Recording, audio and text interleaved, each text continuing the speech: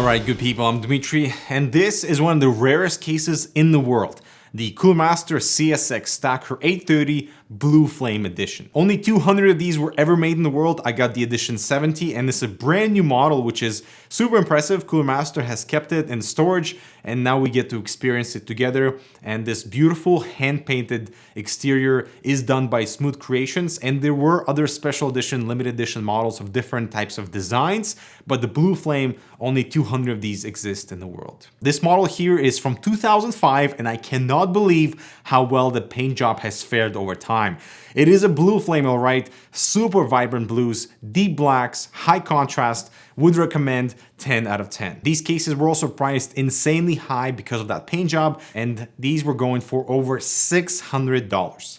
Ooh, that makes sense why so few were made. But this also highlights how case brands were taking different risks back then, you know, with aesthetics and not really on the interior, whereas the risks that are being taken now are all about the interior layout and different configurations. I really appreciate NZXT for doing their game-specific themes with the H-series enclosures, but aside from them, nobody else is doing anything cool in terms of color for the enclosures. Kind of sad. But, you know, this trend from 2005 was a bit too extreme when it comes to price and availability too. So in this video, let's go over some of the most unique case features that were present on the Stacker 830 Blue Flame Edition and see if anything has carried over into 2021. Plus, I've never done a sleeper PC. This should be a fun one. I'm gonna populate my largest components in here because this case is absolutely massive.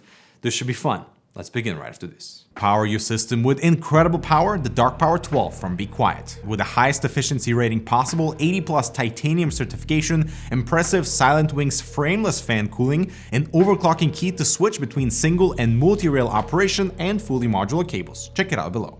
Alright, so first of all, let's explore what this Blue Flame has to offer. The paint job spans all four sides of the enclosure with this awesome continuity, even at the top. Despite the fantastic color though, I'm happy we've moved away from glossy metal finishes. Not because of just fingerprints, but also because it's reflecting all the light in this space and kind of removes the cool factor of the actual paint job. The entire frame and exterior panels are all aluminum, so the case is pretty light for its size, but the side panels are still pretty soft.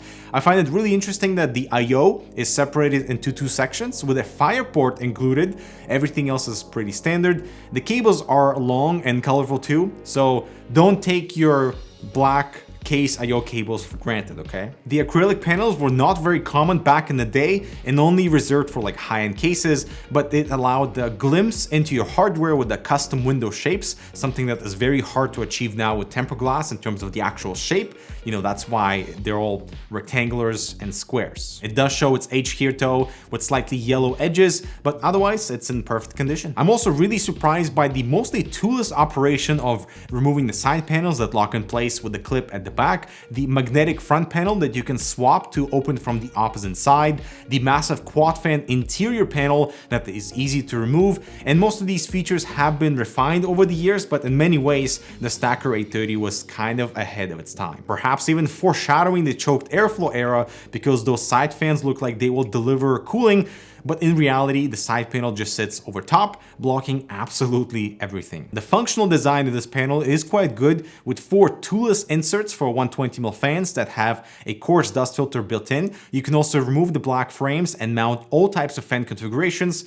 Pretty smart. But it is the interior layout that really gives away how outdated the Stacker really is. You can see half the volume is preoccupied with the massive chunk at the front for 9 5.25-inch drive bays and the hard drive cage below. This for today's standard is an absolute waste of space, plus the power supply shroud above the motherboard is far from accessible. The top panel is not made to be removable, so accessing those cables for the power supply will be extremely challenging, especially after we've been spoiled with modern case designs and like regular, or what we would consider to be like your regular power supply shroud in 2021. The build quality though is fantastic, which makes sense since the entire frame is aluminum, and this today would be an incredible case to mod because of how modular everything is. Although I will say that, you know, certain edges here and stuff are not refined. I've cut myself a couple of times. Now the whole module element is pretty impressive. So first of all, you can slide out the motherboard tray, something so few cases have these days. It even properly supports E-ATX motherboards, motherboards given the massive size. It's entirely a toolless system as well, which again I'm so happy with. Rail system on both sides, so you can invert the motherboard orientation. This means the side panels are swappable too, so you can actually see your hardware if you do the switch. Functionally it's perfect, but the blue flame design does not exactly align. By the way, this is before my PC building days, but the motherboard tray itself is modular, allowing you to convert it to support BTX motherboards. This is so cool and gave you 3 modes for motherboard installation and orientation. A few more things to notice: the bottom dust filter is screwed in, so accessing it and removing it for cleaning, obviously not something that is accessible. The hard drive cage is ventilated, has a fan at the front, which is the only intake on this massive enclosure, and both included fans are Molex powered. I am so happy this connector is almost dead. I realize that removable trays for cases of this size are a must-have, because otherwise assembly would be a nightmare. The case is massive, not super easy to navigate and handle. Everything can be installed on the motherboard tray and you slide back in.